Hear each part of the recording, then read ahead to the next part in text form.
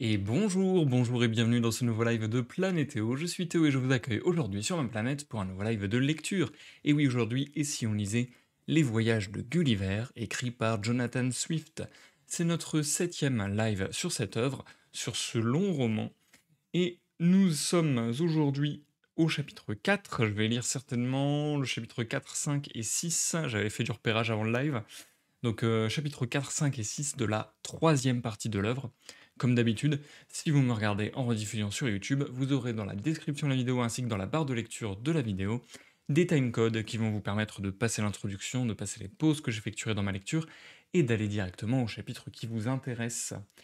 Ouais, j'avais repéré. Je crois que, toujours dans un souci de garder une unité de sens, que mes découpes ne soient pas vecteurs de frustration et, et, comment dire, et que mes découpes respectent l'œuvre de l'auteur. J'ai essayé de faire des unités de sens qui m'avaient l'air justes d'après les résumés des chapitres que j'ai en début de chaque chapitre dans cette œuvre. Et du coup, cette troisième partie composée de plusieurs voyages, dont le premier à la Puta, euh, eh bien, j'ai réussi, a priori, à faire à peu près ce qu'il fallait pour que le premier live sur la troisième partie se concentre sur la Puta. Le live du jour se concentrera a priori sur Balni Barbie. Et ensuite, on va commencer à partir sur autre chose. Donc voilà. D'ailleurs, je me rends compte à l'instant, je l'avais pas vu jusqu'à présent, je me rends compte à l'instant que en haut de chaque page, il est écrit voyage à Balni Barbie, par exemple, ou voyage à la Puta. Donc en fait, il m'avait déjà un peu prémâché le travail dans cette édition. J'aurais pu voir que les découpes de sens étaient déjà réalisées. Mais au moins, ça me rassure parce que j'ai fait les mêmes découpes de sens que les personnes qui ont publié ce bouquin. Bien, on est toujours dans des conditions relativement extrêmes, on va dire. Voilà, je vais pas le répéter, tout le monde est au courant. Tout le monde est au courant. Bien sûr, je dis que je vais pas le répéter et je le répète, c'est une figure de style. Quelle est cette figure de style? Saurez-vous le retrouver? Donc, je vais pas le répéter, mais je le répète, il fait supra méga chaud. Donc voilà, on est dans des conditions un peu pénibles, un peu compliquées. Santé à tous d'ailleurs. Il faut boire beaucoup, beaucoup d'eau. Et puis, ma foi, vu comme je suis en train de fondre, de me liquéfier, je préfère aller directement à la lecture, ne pas faire d'intro longue, ne pas faire de pause trop longue non plus, je pense.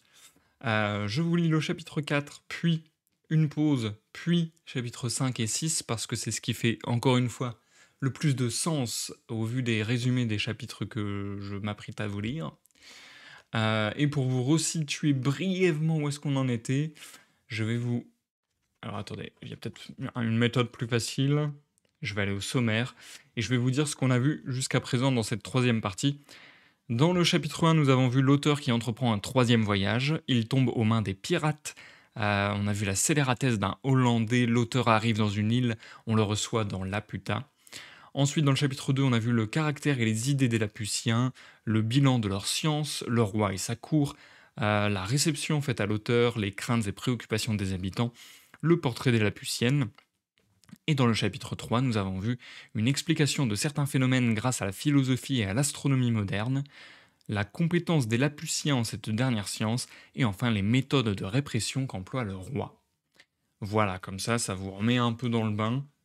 Vous reprenez un peu le wagon en route, le train en route. J'ai voulu faire deux expressions mélangées, bref, j'étais perdu.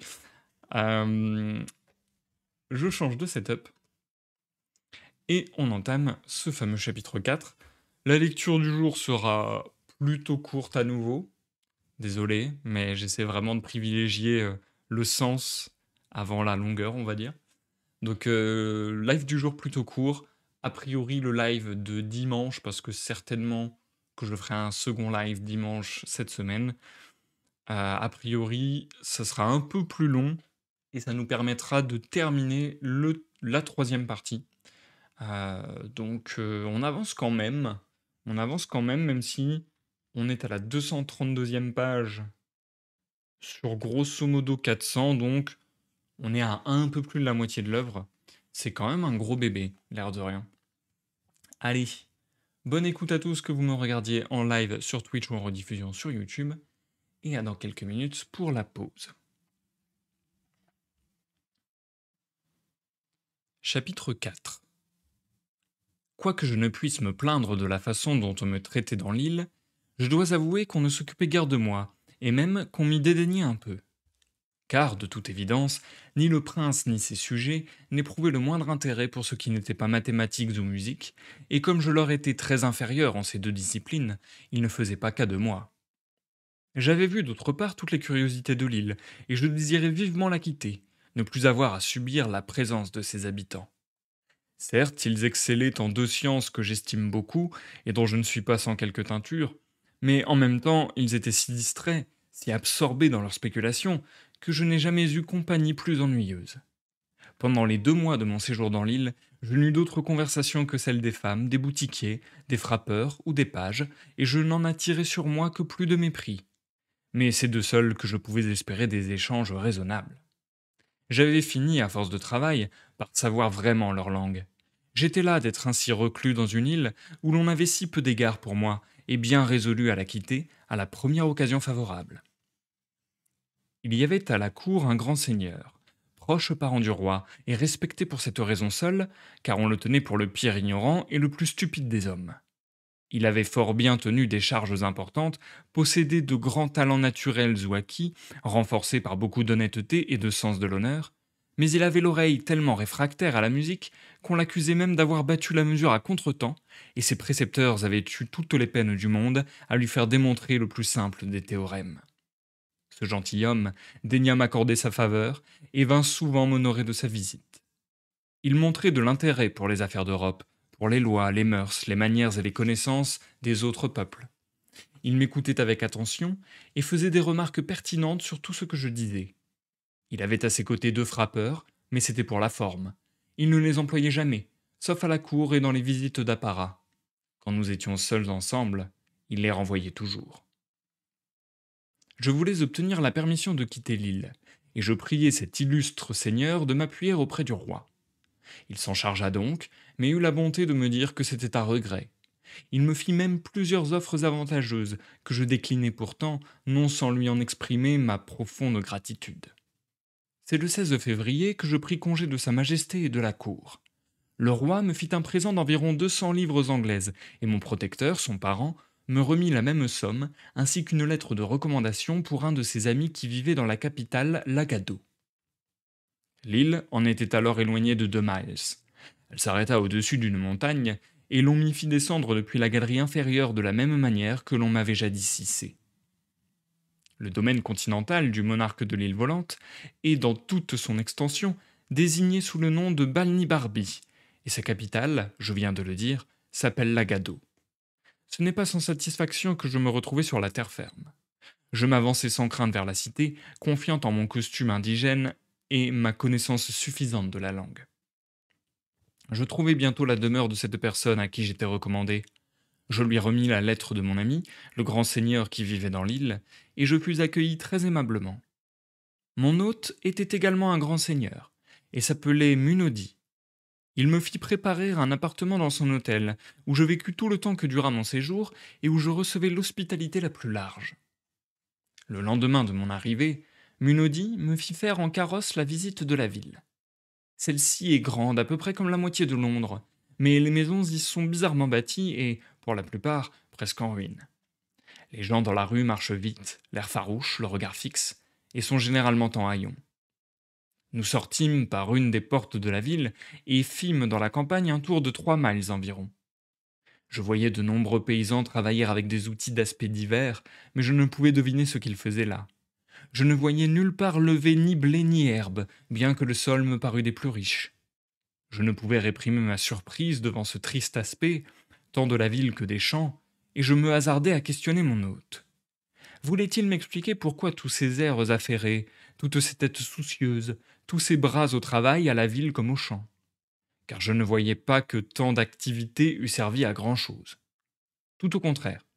Je ne savais pas au monde de sol plus désastreusement cultivé, de maisons plus mal disposées et plus délabrées, ni de gens plus misérablement vêtus et nourris, à en juger par leur allure. Le seigneur Munodi était un personnage de haut rang. Il avait été pendant plusieurs années gouverneur de l'Agado, mais une cabale de ministres l'avait fait révoquer pour incapacité. Le roi lui avait cependant gardé toute sa tendresse, comme à un homme plein de bonnes intentions, mais d'une intelligence ridiculement bornée.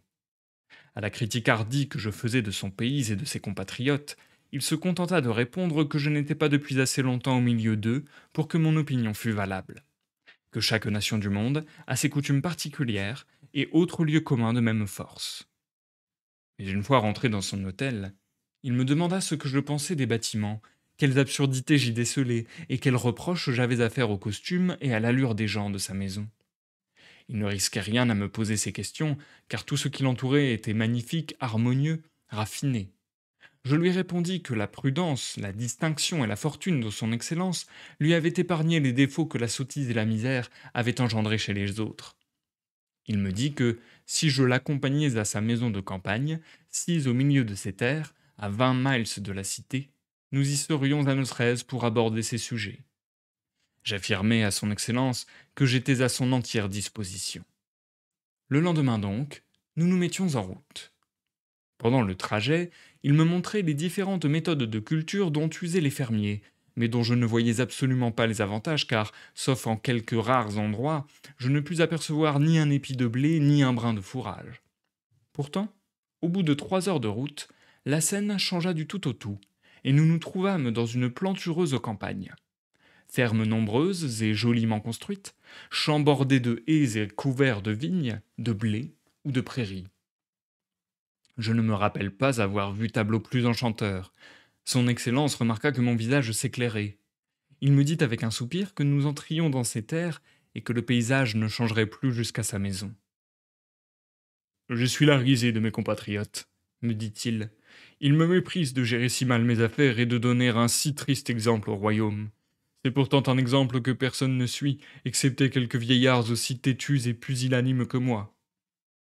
Nous arrivâmes enfin au château, qui était vraiment une noble bâtisse, dont le style obéissait aux meilleures règles anciennes de l'architecture. Les fontaines, jardins, promenades, allées et bosquets étaient disposés avec discernement et bon goût. Je ne tarissais pas d'éloges, mais son Excellence ne parut les avoir entendus qu'une fois terminé le souper. Nous étions seuls alors, et il me dit d'une voix mélancolique qu'il serait probablement réduit à abattre sa maison de ville, comme sa maison des champs, et à les rebâtir toutes deux en obéissant à la mode, à arracher toutes ses plantations et les refaire, selon les principes conformes à l'usage en cours, et qu'il devrait dire à tous les fermiers d'en faire autant, s'ils ne voulaient pas se faire une réputation d'orgueilleux, d'original, de poseur, d'ignorant et de fantaisiste, au risque d'accroître encore le déplaisir du roi. Cette admiration que je vois en vous, dit-il, ne tardera pas à tomber ou du moins à baisser, quand je vous aurai donné certains détails que vous n'avez sans doute pas entendus à la cour, car les gens de là-haut sont tellement pris par leurs spéculations qu'ils ne s'inquiètent guère de ce qui se passe ici-bas. Voici en gros ce qu'il me conta. Une quarantaine d'années auparavant, certaines personnes étaient montées à la puta, tant pour leurs affaires que pour leurs plaisirs. Après un séjour de 5 mois là-haut, elles revinrent avec une légère teinture de mathématiques, mais la tête emplie des humeurs volatiles qui s'acquièrent dans ces régions éthérées. Ces personnes commencèrent, dès leur arrivée, à critiquer la manière d'être de toutes les choses d'ici-bas, et projetèrent de faire repartir à zéro tous les arts, les sciences, les langues et les techniques. Elles obtinrent à cet effet une charte royale qui institua une académie de planificateurs à l'Agado. Et cet état d'esprit se répandit tellement parmi le peuple qu'on ne trouve plus dans le royaume une ville de quelque importance qui n'ait pas son académie. Celles-ci sont des collèges, où des professeurs découvrent de nouvelles règles et méthodes pour l'agriculture et le bâtiment, de nouveaux outils ou instruments pour tous les métiers ou manufactures, grâce à quoi, affirme-t-il, un seul homme abattra la besogne de 10, un palais se construira en une semaine avec des matériaux si résistants qu'il durera une éternité sans nulle réparation. Tous les fruits de la terre viendront à maturité en la saison que nous aurons fixée, et seront 100 fois plus abondants qu'ils n'ont été jusqu'ici. Et ils font 1000 autres plans aussi prometteurs. Le seul inconvénient et qu'aucun de ces projets n'est encore tout à fait au point, et en attendant, le pays tout entier se trouve dans un état misérable, avec des maisons en ruine et des gens sans pain ni vêtements. Mais loin de se décourager, nos planificateurs n'en ont qu'une ardeur centuplée à suivre leur système, poussé par le désespoir non moins que par l'espérance. Quant à lui-même, comme il n'avait pas l'esprit entreprenant, il aimait mieux s'en tenir aux vieilles coutumes et vivre sans rien changer aux mœurs de ses aïeux, dans les maisons qu'ils avaient construites et selon les règles qu'ils avaient suivies. Ils étaient un petit nombre comme lui, parmi les gentilshommes et les hobereaux, mais on les regardait avec mépris et malveillance, les tenant pour des ennemis de la science, des ignorants, de mauvais citoyens, qui faisaient passer leurs habitudes de mollesse avant le progrès du pays tout entier. Sa seigneurie ne me donna pas d'autres détails, ne voulant pas, disait-elle, gâcher le plaisir que je prendrais certainement à visiter la grande académie, comme elle me conseillait de le faire. Elle me pria cependant de considérer un édifice en ruine qui se dressait à bien 3 miles de là sur les flancs d'une montagne. Puis, elle m'expliqua qu'elle possédait jadis, à un demi-mile du château et au bord d'une grosse rivière, un excellent moulin à eau qui suffisait aux besoins de sa maison et à ceux de ses nombreux fermiers. Mais elle avait, 7 ans auparavant, reçu la visite d'un groupe de ses techniciens, qui lui avaient proposé de détruire le vieux moulin et d'en construire un autre au flanc de cette montagne. Il s'agissait de creuser un canal sur la ligne de crête jusqu'à un grand réservoir où l'on ferait monter, par des tuyaux et des machines, l'eau qui alimenterait le moulin. Car une eau a beaucoup plus de force motrice quand elle a été agitée par le vent et l'air des cimes, et de plus, si elle arrive au moulin après une forte descente, il lui faudra pour le mouvoir 2 fois moins de débit qu'une rivière dont le cours est bien moins en peine. Et bien moins en pente, pardon. Elle n'était pas bien en cours à ce moment-là, disait-elle, et, sur les instances de ses amis, avait accepté le projet. On employa 100 ouvriers pendant 2 ans, puis l'affaire tourna mal et les ingénieurs s'en allèrent. Mais non sans rejeter toute la faute sur lui et sans le couvrir de sarcasme. Ils avaient depuis tenté la même expérience en d'autres endroits, avec autant de confiance au départ et autant de déconvenues finales. Nous rentrâmes en ville à quelques jours de là. Son Excellence, consciente du peu d'estime où la tenait l'Académie, ne voulut pas m'accompagner en personne, mais chargea un de ses amis de me présenter. Elle eut la bonté de me décrire comme un grand admirateur des nouveautés, comme un esprit très curieux et facile à convaincre, ce qui, à vrai dire, n'était pas complètement faux, car, moi aussi, j'avais été un faiseur de projets dans ma jeunesse.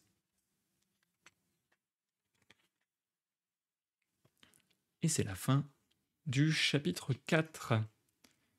Chapitre 4 dont le résumé de l'auteur est le suivant.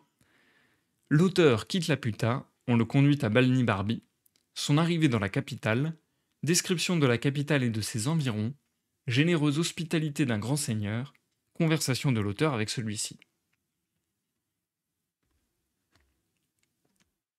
Nous marquons une très très courte pause. Très très courte pause parce que j'ai vraiment très peu lu. Et comme je le disais, le live du jour sera court. Par contre, ce chapitre était excellent, je trouve. Ce chapitre était trop intéressant. Il ouvre des questions ultra intéressantes aussi. Le fait que l'auteur soit en pamoison, en admiration face à des paysages, face à une architecture, etc., qui rend honteux le personnage de... C'était comment Euh, Pardon, Munodi, voilà. Qui rend honteux le personnage de Munodi, ça marche trop bien comme façon de faire. Parce que du coup, c'est hyper intriguant, je trouve.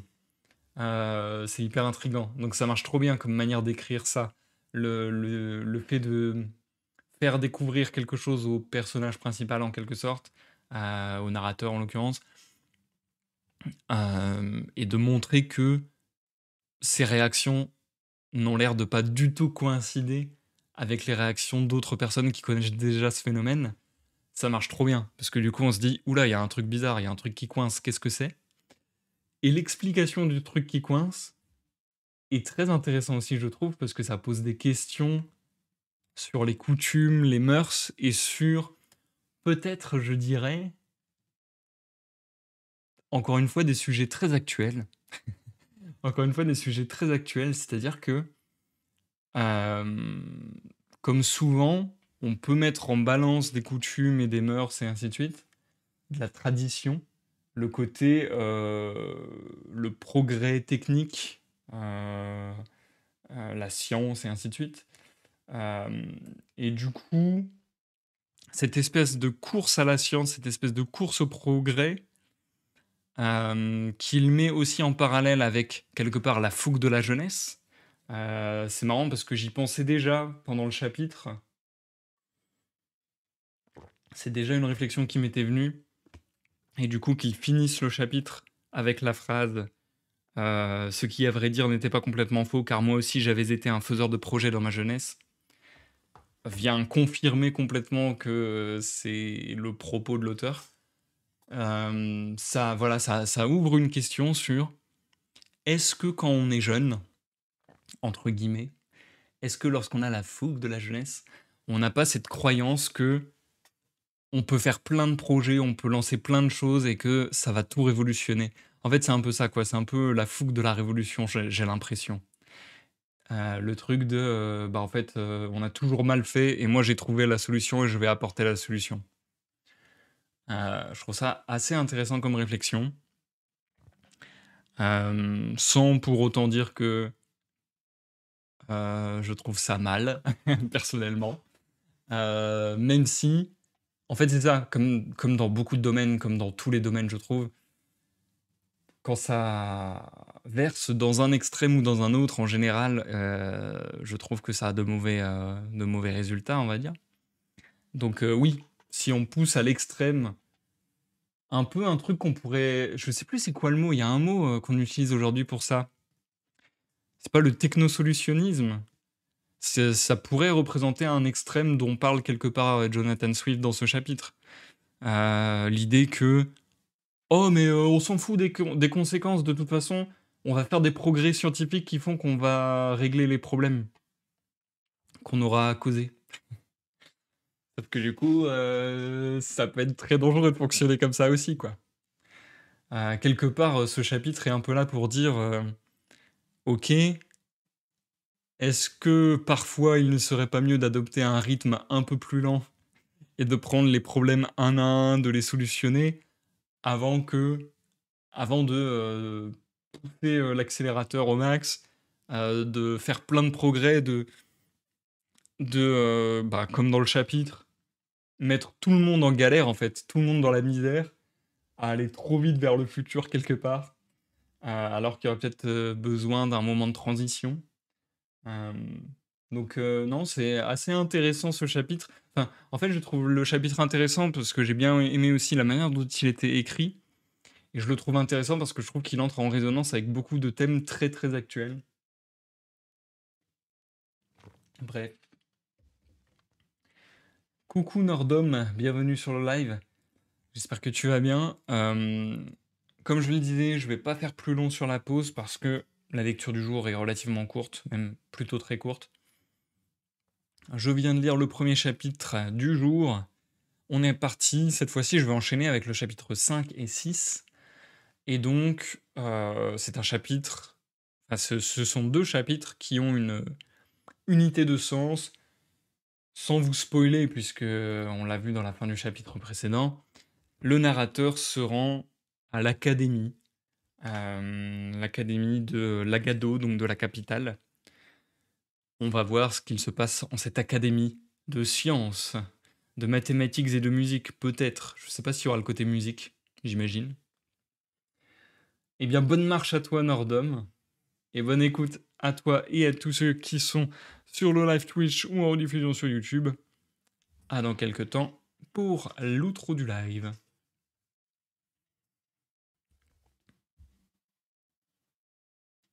Chapitre 5.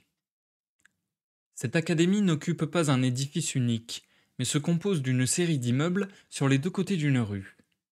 La rue en question, tournant au terrain vague, on la racheta et on l'utilisa ainsi. Ce fut le gardien qui me reçut. Il se montra très aimable et je revins tous les jours à l'académie. Dans chaque pièce vit un ou plusieurs faiseurs de projets, et je ne pense pas être entré dans moins de 500 pièces. Le premier des académiciens que je vis était d'aspect malingre, tout maculé de suie aux mains et au visage, cheveux longs, barbe longue, le tout hirsute et roussi par endroits. Ses habits, sa chemise et sa peau étaient de la même couleur. Il avait passé 8 ans sur un projet qui consistait à extraire de concombres des rayons de soleil et à les enfermer dans des fioles hermétiques où ils seraient disponibles pour réchauffer le temps quand l'été est froid et pluvieux. Il affirmait qu'avant 8 autres années, il pourrait fournir au jardin du gouverneur des rayons de soleil à un prix abordable, mais se plaignit du triste état de sa caisse et me supplia de faire un geste en faveur de la science, surtout en une saison où les concombres étaient si chers. Je lui remis mon obole, car son Excellence m'avait à dessein de me donner de l'argent, sachant que ces messieurs demandent l'aumône à tous leurs visiteurs. J'entrai dans une autre chambre, et à demi asphyxié, j'eus comme un sursaut pour m'enfuir. L'odeur y était effroyable. Mais mon guide me poussa en avant, me disant à l'oreille que j'allais commettre là une incorrection très déplaisante, de sorte que je n'osais même pas me boucher le nez. L'inventeur qui vivait dans cette pièce était le membre le plus ancien de l'académie. Sa figure et sa barbe étaient d'un blanc jaunâtre, ses mains et ses habits couverts de saleté. Quand je lui fus présenté, il me serra sur son cœur, genre d'effusion dont je l'aurais bien dispensé. Depuis son arrivée à l'académie, il recherchait inlassablement le moyen de reconvertir les excréments humains à leur état initial de nourriture, en isolant leurs divers éléments, en leur ôtant le liant qu'ils reçoivent de la bile, en faisant se dégager leur odeur et en les purifiant de la salive.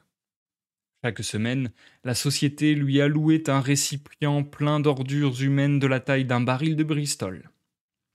Un autre essayait de réduire par calcination de la glace en poudre à canon. Il me montra également le traité qu'il avait écrit sur la malléabilité du feu et qu'il se proposait de publier.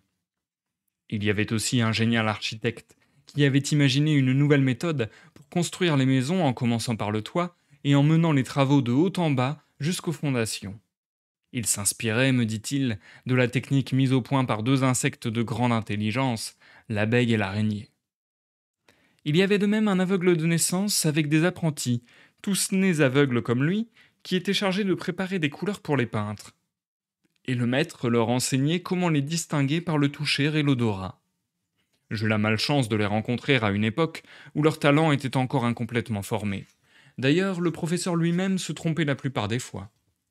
Ce technicien reçoit tous les encouragements de ses confrères qui le tiennent en haute estime.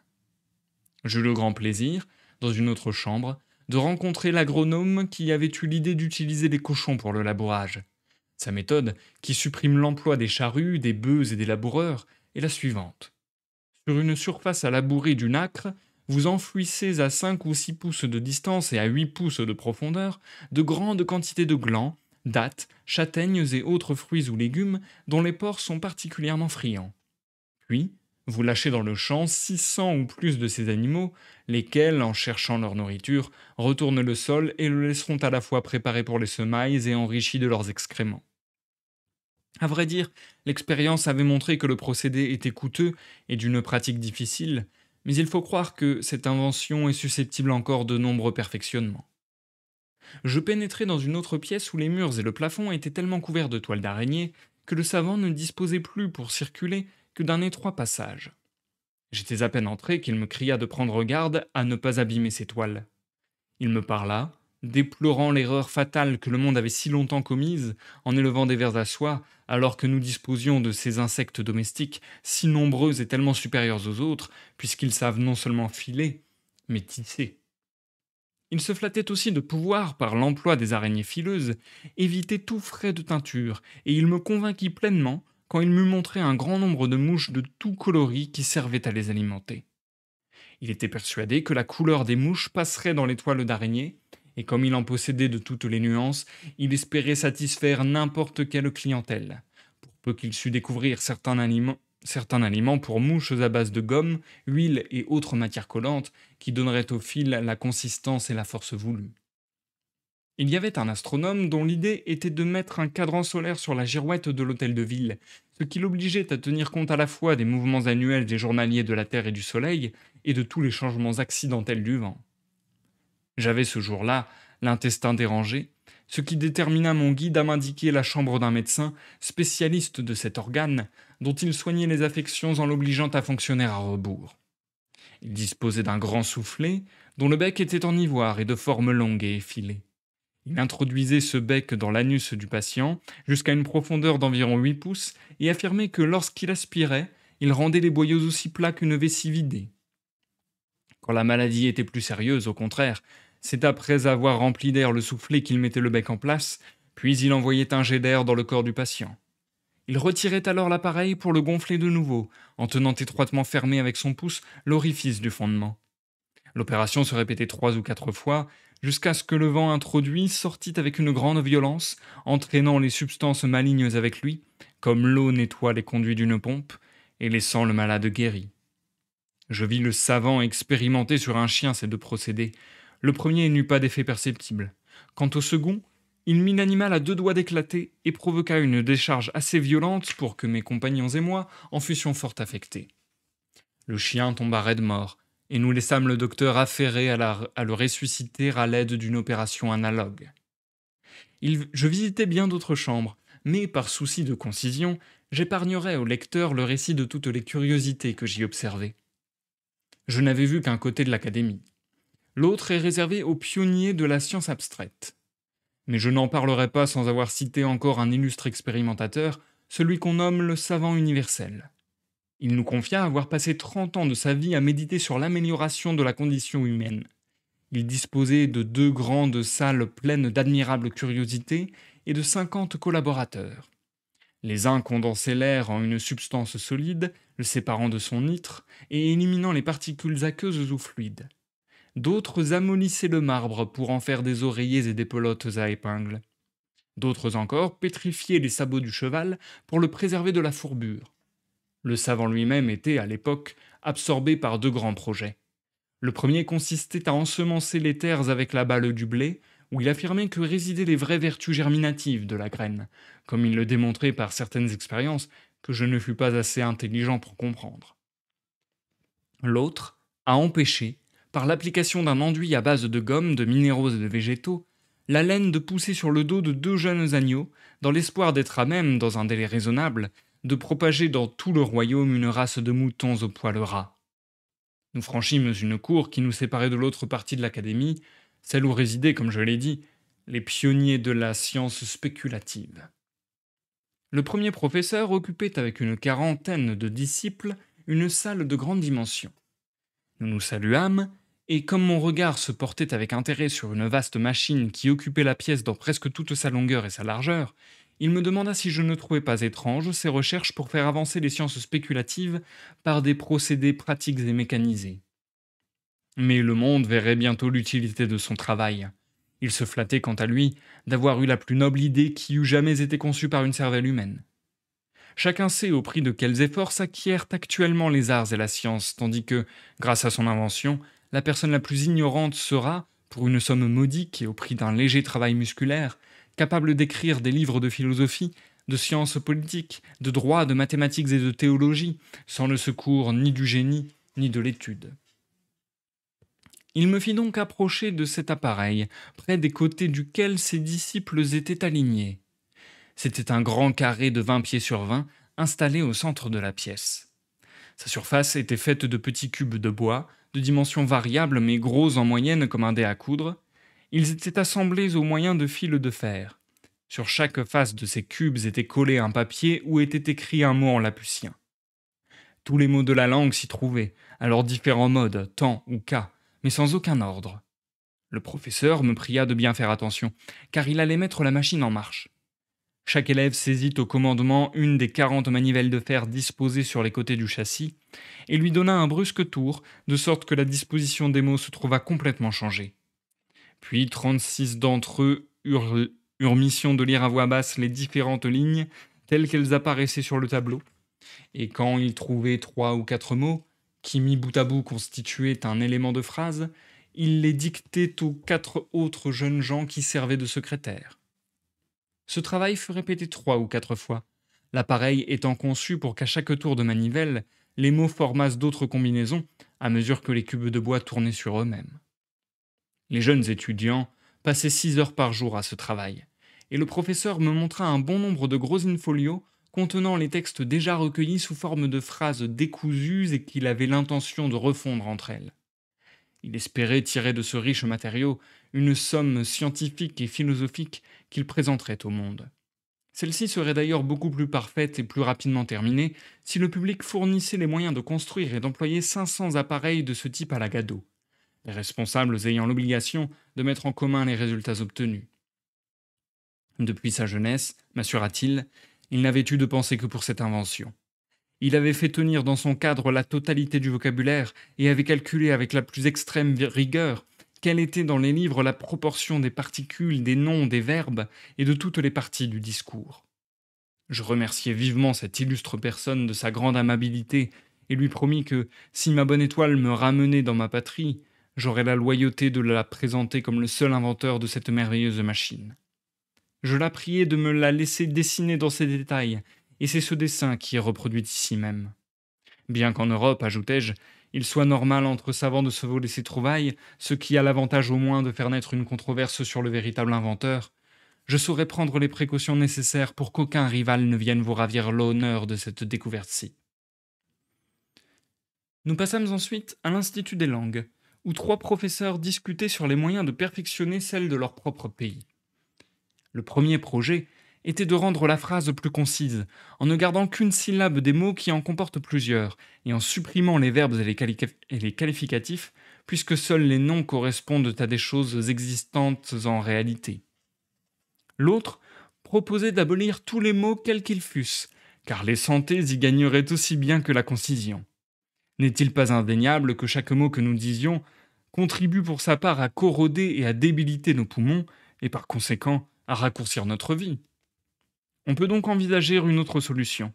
Puisque les mots ne servent qu'à désigner les choses, il vaudrait mieux que chaque homme transportât sur soi toutes les choses dont il avait l'intention de parler. Et cette invention se serait certainement imposée, pour le plus grand bien-être physique et intellectuel des gens, si les femmes, conjurées en cela avec le bas peuple et les illettrés, n'avaient menacé de faire une révolution. Elles voulaient conserver le droit de parler avec la langue, à la façon de leurs aïeux, car le vulgaire fut toujours le pire ennemi de la science. Nombreux sont cependant, parmi l'élite de la pensée et de la culture, ceux qui ont adopté ce nouveau langage par chose. Ils ne lui trouvent d'ailleurs qu'un seul inconvénient, c'est que lorsque les sujets de conversation sont abondants et variés, l'on peut être forcé de porter sur son dos un ballot très volumineux des différentes choses à débattre, quand on n'a pas les moyens d'entretenir 2 solides vallées à cet effet. J'ai souvent rencontré 2 de ces grands esprits, qui ployaient sous leurs faits comme des colporteurs de chez nous. Quand ils se croisaient dans la rue, ils déposaient leurs fardeaux, ouvraient leurs sacs et conversaient entre eux pendant 1 heure, puis ils remballaient le tout, s'aidaient à soulever leurs charges et prenaient congé l'un de l'autre.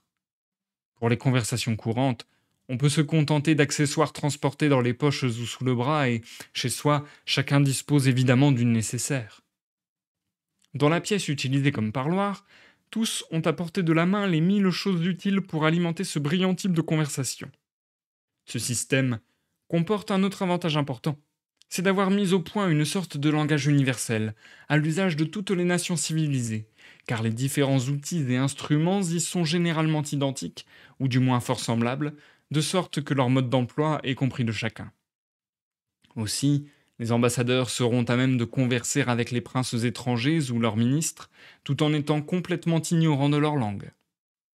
Je passai aussi par l'Institut de mathématiques, où le maître suivait une méthode d'enseignement que tout Européen jugerait presque inconcevable. On écrivait sur des gaufrettes, avec une encre composée de sucs encéphaliques, les théorèmes et leurs démonstrations. Les étudiants devaient consommer ces gaufrettes à jeun et ne rien prendre ensuite pendant 3 jours que du pain et de l'eau. La digestion faite, les sucs montaient au cerveau et y amenaient avec eux le théorème.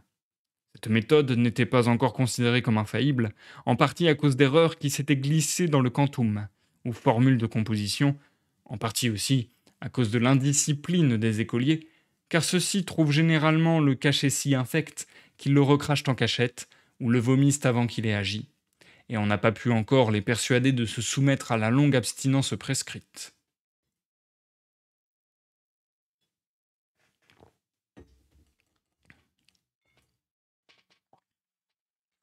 Chapitre 6.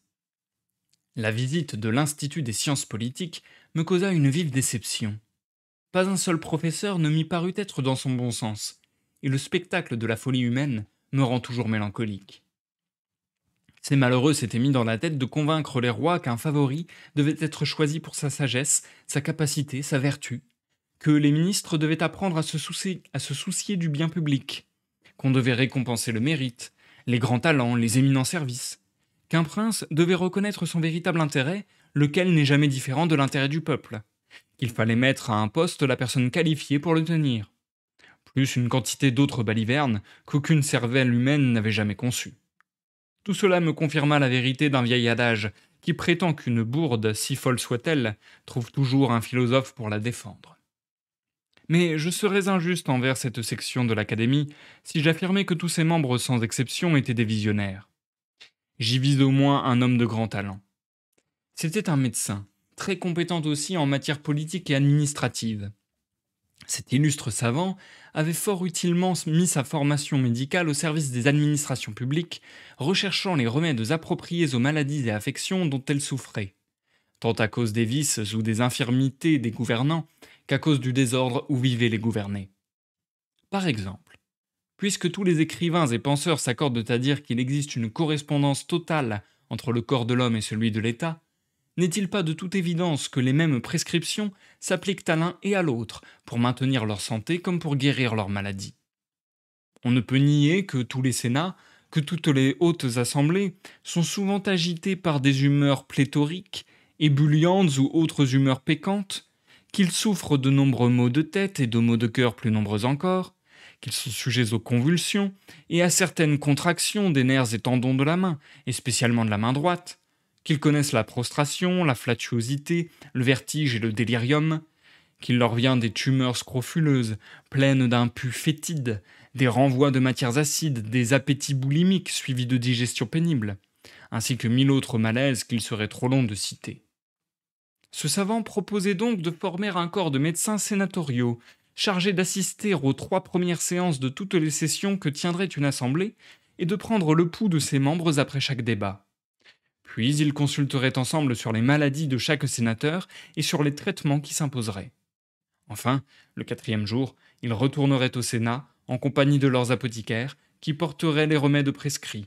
Avant que les parlementaires prissent place, on leur administrerait des lénitifs, des apéritifs, des abtercifs, des corrosifs, des astringents, des palliatifs, des laxatifs, des céphalalgiques, des ictériques, des apophlegmatiques ou des acoustiques selon le cas de chacun. Et, suivant l'effet obtenu, on redonnerait, changerait ou supprimerait ces médecines à la séance suivante.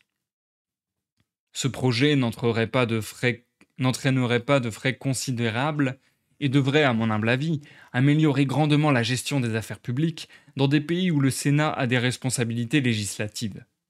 L'unanimité y serait obtenue et les débats raccourcis. Certaines bouches hermétiquement closes pourraient s'ouvrir et certaines bouches toujours ouvertes, les plus nombreuses d'ailleurs, pourraient se fermer. On verrait se calmer la pétulance des jeunes et diminuer la suffisance des vieux, se réveiller les esprits engourdis et se modérer les impertinents. Un autre projet du même savant portait sur la mémoire des favoris. On se plaint généralement que celle-ci soit courte et débile. Il devrait donc être permis à tout solliciteur ayant été reçu par un Premier ministre, au moment où il prend congé après lui avoir exposé son affaire succinctement et en mots précis, de lui tordre le nez, lui donner un coup de pied dans le ventre, lui écraser les corps aux pieds, lui frotter 3 fois les oreilles, lui planter une épingle dans les fesses ou lui pincer le bras jusqu'au sang, afin de lui fortifier la mémoire. Puis de recommencer l'opération à chaque lever du roi, jusqu'à ce que l'affaire ait été conclue, dans un sens ou dans l'autre. Il proposait également d'obliger tout parlementaire ayant présenté un projet de loi devant l'Assemblée à émettre un vote directement contraire à celui-ci, cette mesure ne pouvant avoir que des effets très heureux pour le bien public. Il avait conçu de même un merveilleux système pour réconcilier les parties adverses en cas de violentes querelles intestines et qui consistait en ceci. Vous prenez 100 meneurs de chaque partie. Vous les répartissez en couples d'adversaires ayant le volume du crâne sensiblement égal. Puis vous chargez des chirurgiens adroits de scier simultanément à chacun d'eux l'occiput, de manière à enlever la moitié exactement des 2 cervelles. Les 2 occiputes ainsi détachés seront alors greffés sur la tête de l'adversaire politique. Certes, l'opération paraît exiger une habileté exceptionnelle, mais notre savant affirmait que si elle était bien faite, elle amènerait infailliblement la guérison du mal. Il raisonnait ainsi. Les deux demi-cerveaux étant laissés à eux-mêmes pour débattre la question à l'intérieur d'un seul crâne, ils arriveront forcément à se mettre d'accord et à produire cette pensée modérée et pleine de nuances qui est si nécessaire dans la tête d'un homme convaincu d'être venu au monde pour en surveiller et en régir les mouvements. Quant à la différence des cervelles tant en volume qu'en qualité, le docteur nous affirmait qu'à sa connaissance, elle était chez les chefs de parti pratiquement négligeable. J'assistais à un débat très animé entre deux académiciens sur la façon la plus commode et la plus effective de faire rentrer de l'argent sans gréver les contribuables. Le premier affirmait que la méthode la plus juste serait de taxer les vices et les sottises de chaque individu, en laissant à un jury de voisins le soin de fixer loyalement le montant de la taxe. Mais l'autre était d'une opinion exactement contraire. Il voulait taxer les qualités physiques et morales dont chaque homme était le plus fier, et on aurait d'autant plus à payer que l'on s'estimerait plus haut. Ainsi, le montant de l'impôt serait établi par le contribuable lui-même. La taxe la plus forte se percevrait sur les succès féminins des hommes et varierait suivant le nombre et la nature des faveurs reçues. La parole du déclarant ferait toujours foi. L'intelligence, le courage et la courtoisie pourraient de même être fortement imposés, la récollection se faisant toujours de la même manière sur la base de ce que chacun s'en reconnaît personnellement. Quant à l'honneur, la justice, la raison et le savoir, ils seraient entièrement libres de taxes, car ce sont des vertus d'une espèce si singulière que les hommes ne consentent ni à les reconnaître chez leurs prochains, ni à les estimer en eux-mêmes. On pourrait de la même façon mettre un impôt sur la beauté et l'élégance des femmes, en laissant à celles-ci le même privilège qu'aux hommes, c'est-à-dire le droit de fixer la somme à payer. Mais on ne taxerait pas la fidélité conjugale, ni la chasteté, ni le bon sens, ni le bon caractère, car les rentrées ne couvriraient pas les frais de perception. Pour garder les parlementaires fidèles aux intérêts de la couronne, il était proposé de leur distribuer des places par tirage au sort. Juste avant la tombola, tous devraient faire le serment de continuer à voter en faveur de la cour, qu'ils aient gagné ou non, et les perdants pourraient prendre part au tirage suivant quand il se produirait une vacance.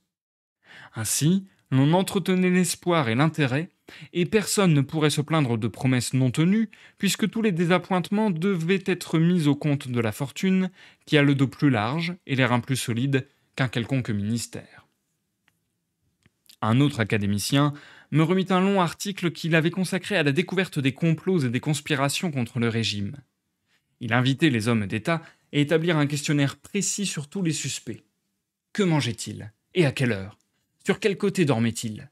Avec quelle main se torchait-il le derrière? Que pouvait-on dire de leurs excréments? Quelles en étaient la couleur, l'odeur, le goût, la consistance? Car une digestion plus ou moins complète trahit les pensées et les préoccupations de chacun. Les hommes ne sont en effet nulle part plus sérieux, pensifs, concentrés que sur leur chaise percée. Ce que notre théoricien s'était prouvé à lui-même expérimentalement. Il s'amusait à titre d'essai, quand il était dans cette posture, à songer au meilleur moyen de tuer le roi.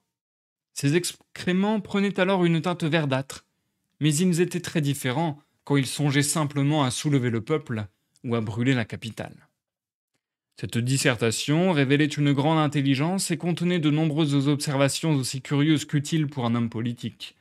Je l'ai trouvée pourtant incomplète et pris la liberté d'en avertir l'auteur, lui proposant, s'il le désirait, de lui fournir des données complémentaires. Il accepta mon offre avec plus d'empressement que n'en mettent généralement les auteurs et surtout les théoriciens. Il m'assura qu'il serait heureux de pouvoir profiter de mes lumières. Je lui dis donc que dans le royaume de Tribnia, appelé Langden par ses habitants, où j'avais séjourné longtemps, la masse de la population se composait essentiellement d'indicateurs, de mouchards, d'informateurs, de délateurs, de plaignants, de témoins à charge et de jureurs à gages, sans compter le menu fretin de leurs comparses, le tout étant aux ordres, à la disposition et à la solde des ministres et de leur majorité. Les complots, dans le royaume, sont généralement forgés de toutes pièces par des personnes qui cherchent, soit à s'imposer comme des hommes politiques éminents, soit à réchauffer le zèle d'une administration engourdie, soit à endormir ou détourner le mécontentement général, soit à remplir leurs caisses avec les biens confisqués, soit enfin à faire monter ou descendre les valeurs d'État au mieux de leurs intérêts. Ils commencent à se mettre d'accord sur le nom des suspects qui vont être accusés de complot, puis ils prennent bien soin de saisir toutes leurs correspondances ou autres papiers et de les mettre eux-mêmes en prison. Ces papiers sont remis aux mains de spécialistes des codes secrets, sachant découvrir le sens conventionnel des mots, des syllabes et des lettres. Par exemple, ils savent reconnaître que les mots chaise percée désignent le conseil privé, troupe au doigt, un sénat, chien boiteux, un envahisseur, peste, une armée permanente, gibet, un ministre, goutte, un membre du haut clergé, pot de chambre, un comité de grands seigneurs, panier percé, une dame de la cour, balai, une révolution, souricière, un emploi public, puis perdu le trésor, égout la cour, bonnet à grelots un favori, roseau brisé un tribunal, barrique vide un général, plaie purulente l'administration. Si ce procédé échoue, il leur en reste deux qui sont plus efficaces et que les érudits appellent acrostiche et anagramme. Le premier permet d'attribuer un sens politique à l'initiale de chaque mot. Par exemple, au N le sens de complot, au B celui de régiment de cavalerie, au L celui de flotte en mer. Le second procédé consiste à transposer les lettres de l'alphabet pour faire ressortir dans un texte suspect les intentions profondes d'un parti de l'opposition. Par exemple, si je dis dans une lettre à un ami « Notre frère Thomas souffre depuis quelque temps d'hémorroïdes », un habile spécialiste pourra découvrir qu'avec les lettres employées pour écrire cette phrase, on peut écrire les mots suivants. Résister. Un complot se prépare. Le voyage. C'est ce qu'on appelle la méthode anagrammatique. L'académicien me remercia avec effusion de lui avoir communiqué ses observations et me promit de les mettre en bonne place dans son traité. Je ne voyais plus rien dans ce pays qui eût pu me donner envie d'y prolonger mon séjour. Je me pris donc à envisager mon retour en Angleterre. Et c'est la fin du chapitre 6. Je ne retrouvais plus mon marque-page. C'est la fin du chapitre 6. Du coup, les résumés des deux chapitres que je viens de vous lire sont les suivants. Chapitre 5. L'auteur est admis dans l'enceinte de l'illustre académie de Lagado. Description détaillée de cette académie et genre de travaux des académiciens. Et dans le chapitre 6, description de l'académie suite, l'auteur fait quelques suggestions qui sont favorablement accueillies. Ce sera donc également la fin de la lecture pour aujourd'hui. Nous passons à l'outro du live, les amis.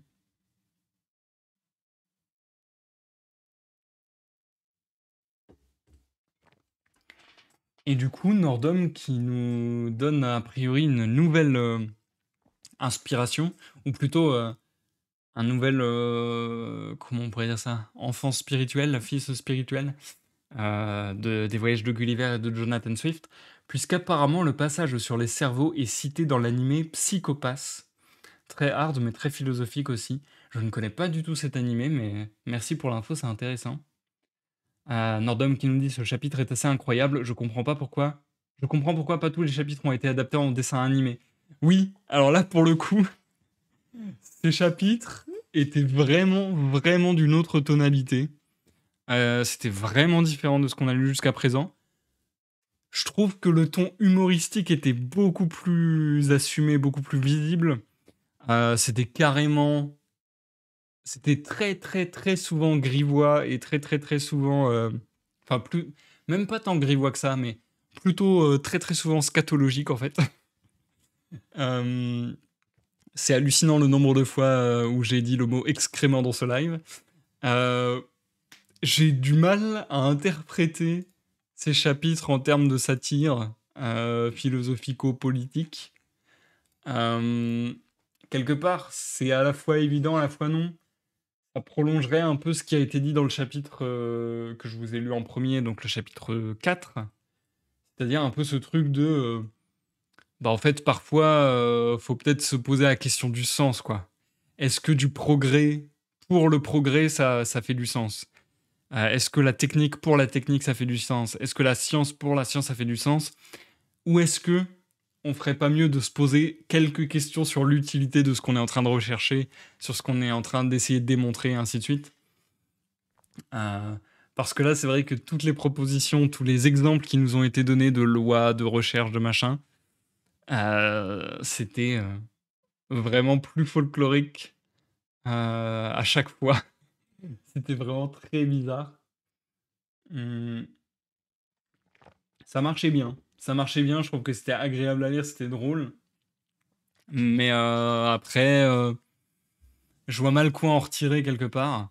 Hem, En fait, ce que j'aime bien quand même, en termes plus, quelque part plus, je sais pas comment parler.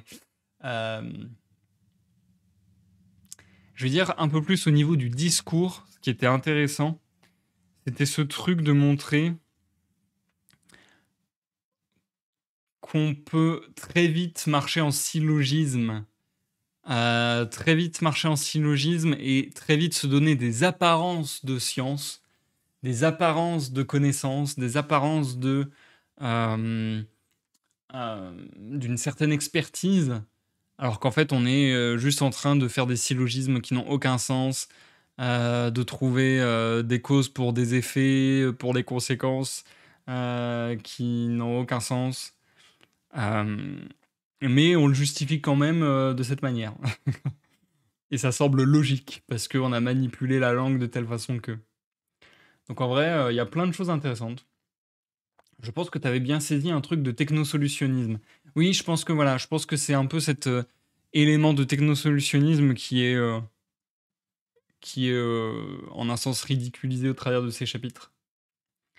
Hem, mais en plus là, avec l'étude des comportements et du caca, à la fin, oui, je rigole à caca, il fait le lien avec la technosurveillance, c'est incroyable. Ah! C'est marrant. Avec la surveillance même au travers de l'intimité et du corps, les autorités égyptiennes actuelles font ça contre les homosexuels, mais bon, plein de pays l'ont fait voir, le font encore. OK. Ah, j'avais pas trop mis, l'emphase dans ma compréhension du chapitre, sur cet aspect-là, mais c'est vrai qu'on peut pousser ça jusque-là. Ah, c'est vrai que ça peut être intéressant aussi et quelque part, ça peut poser aussi la question, au bout d'un moment, bah, encore une fois enfin, je me répète quelque part, du sens qu'on donne à une démarche scientifique, à des recherches et ainsi de suite. Mais plus précisément, on va peut-être rejoindre du coup, oui, le sujet de la surveillance, qui est encore une fois très actuel. Mais jusqu'à quel point on accepte, là je vais te dire un truc que tout le monde comprendra très facilement pour le coup, parce qu'on nous en parle à longueur de journée, à quel point on accepte de partager des données privées pour nourrir... alors en l'occurrence, est-ce que nous, on nourrit vraiment des sciences avec nos données privées, etc. Je pense malheureusement que c'est encore pire que ça. Je pense malheureusement qu'on nourrit le capitalisme et point. Mais donc c'est peut-être encore plus cynique, mais en même temps, c'est très intéressant. Il y avait Sarkozy qui voulait faire repérer les signes de future délinquance chez les enfants de 3 ans. Ah ouais? J'avais pas entendu parler de ça pour le coup. Hem, mais oui, c'est vrai que quelque part, ça peut aller aussi, dans une sorte d'extrémité, comment on appelle ça? Comme dans Minority Report, quoi. Le truc de, déceler les criminels avant même qu'ils aient fait un crime. Hem, donc ouais, quelque part, l'hypersurveillance, voilà, un peu un futur, dystopique, voilà. Ça peut est-ce qu'on trouverait pas par hasard des accointances entre les voyages de Gulliver et hem, mince, j'avais un autre, et 1984, quelque part, quelque part. Ouais, c'est vrai qu'il peut y avoir un peu un truc comme ça. Et d'ailleurs, ça m'avait fait penser aussi, enfin bref, il y a plusieurs choses qui m'ont fait penser à d'autres références dans la lecture du jour et je les ai un peu oubliées malheureusement. Je sais plus. Il y a 2 passages où je me suis dit: «Ah tiens, ça me fait penser à telle œuvre». Donc encore une fois, je pense que le voyage de Gulliver a quand même enfin les voyages de Gulliver ont quand même un grand écho et ont eu quand même, beaucoup de recoupement, de ont été les piliers de nombreuses réflexions qui ont inspiré de nombreuses œuvres plus récentes. Alors que Minority Report, justement, la machine n'est pas parfaite et c'est le grand tabou de l'entreprise de surveillance, ils ne veulent pas assumer. Ah bah ça, c'est toujours forcément la fragilité du truc, c'est que à quel point un système comme ça est légitime, et encore plus si elle n'est pas exacte dans ce qu'elle prétend amener, quoi, dans son côté pseudo-scientifique. Non, ouais, en vrai, intéressant tout ça. Tu peux revoir ton live pour te rafraîchir la mémoire, il était très bien, je te le conseille. Merci beaucoup, Dardum, de ce compliment. Euh, sur ce, franchement, ce live était différent de toute la lecture jusqu'à présent, mais très intéressant. La prochaine fois, on passe clairement à un autre voyage de cette troisième partie. Et donc, ça sera vraisemblablement dimanche en cours de journée. Je vous mettrai, comme d'habitude, sur Twitter, Discord et Facebook, une petite publication. On va partir a priori après Laputa et Balni Barbie pour Glubdubdrib, le Gnag et le Japon. Ça sera nos 3 derniers voyages pour terminer la troisième partie dimanche. Et si c'est pas dimanche, de toute façon, ça sera bientôt. Mais a priori, ça sera dimanche. Et puis voilà. Si vous m'avez regardé en rediffusion sur YouTube, n'hésitez pas à laisser un like ou un dislike selon votre appréciation de la vidéo. N'hésitez pas à laisser des commentaires, à vous abonner à la chaîne et tutti quanti. Je suis très curieux du Japon aussi, puisque comme pour le moment, on voyage au travers de tonnes de pays fictionnés, je me demande quelle saveur ça va avoir un voyage au Japon. Allez, je m'arrête parce que vraiment j'ai du mal à réfléchir, genre j'ai trop chaud et je sens que mon cerveau n'est pas bien irrigué là. J'ai besoin d'air, j'ai besoin d'air. Je vais peut-être même aller sortir carrément pour prendre l'air. Avec plaisir Nordum, et je vous dis à tous et à toutes bonne fin de semaine. Peut-être à plus tard dans la semaine. À bientôt en tout cas pour la suite de la lecture. Et ciao Billy bye. Des bisous.